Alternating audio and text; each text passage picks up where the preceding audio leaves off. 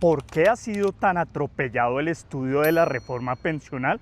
Miremos todo lo que ha pasado. Varias coincidencias o hechos han torpedeado el estudio. En primer lugar, cuando ya se había admitido la demanda, habían llegado todos los conceptos, ya el magistrado ponente había presentado un proyecto de fallo, resulta que se dio una nulidad porque la magistrada Diana Fajardo había presentado un impedimento y este no se había tramitado, y eso hizo que todo se tuviera que echar para atrás. En segundo lugar, a raíz de eso, no se pudo tener en cuenta el concepto de la procuradora de la época y se tuvo que pedir un nuevo concepto al procurador El Hash, que cambió por completo el concepto. Mientras el anterior de Cabello pedía tumbar la reforma, el nuevo concepto del Hash pedía que se declarara exequible. Eso demoró el trámite.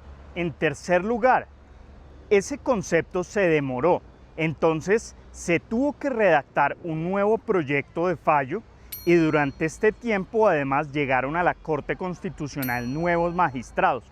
Por ejemplo, Vladimir, que era el secretario jurídico de Petro en Palacio, y llegó el magistrado Polo Rosero, que llegó con ayuda del gobierno que lo apoyó en el Congreso para tener las mayorías. Eso dilató el trámite. Cuarto, después vino la decisión de la Corte Constitucional, donde decidieron no tumbar la reforma pensional, sino que permitieron que se subsanara.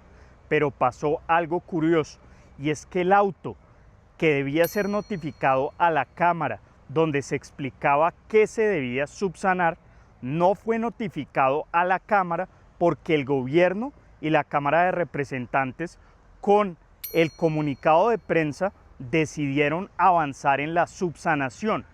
Y eso fue lo que pasó. Subsanaron, pero en ese proceso de subsanación, al parecer se presentaron nuevas irregularidades. Quinto, ¿cómo se hizo la subsanación? Lo primero es que se llamó a extras, pero se cuestiona que Petro firmó ese decreto y estaba fuera del país. Quien estaba encargado con las funciones delegatarias era el ministro de Salud. Además, se citó a la plenaria de la Cámara el viernes 27 de junio con 2 horas de anticipación, lo cual se prestó para que no llegaran los congresistas a esa sesión, solo llegaron 76. Y como no tenían quórum decisorio, no podían aprobar el orden del día, y en ese orden del día uno de los puntos era anunciar el proyecto de ley para estudiarlo al otro día. Pero ¿qué pasó? Como no tenían quórum, igual el presidente de la Cámara lo anunció y al otro día se estudió y se aprobó esa subsanación, pero hubo mucho debate por la forma y el contenido de lo que tenían que subsanar. Sexto, y lo más importante, ¿qué fue lo que se subsanó? Resulta que como ellos no tenían el auto, no se les notificó a la Cámara, solamente actuaron como un comunicado de prensa. Pero ese comunicado de prensa al parecer no era claro, porque en los considerandos decían que tenían que estudiar a profundidad el proyecto de ley, que no podían aprobar simplemente el texto del Senado, que tenían que estudiar las proposiciones, inclusive las nuevas que se presentaran, pero en el resuelve decía que se tenía que reiniciar la discusión en la proposición en la cual se acogía el texto del Senado. Y lo que interpretó la Cámara, yo considero que erróneamente, es que tenían solo que votar esa proposición nuevamente, pero darle una discusión más amplia. Y eso fue lo que hicieron, interpretaron.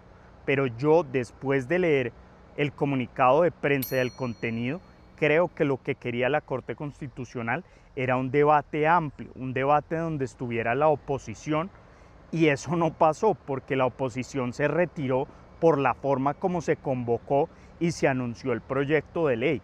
Así que ha sido un proceso muy tortuoso.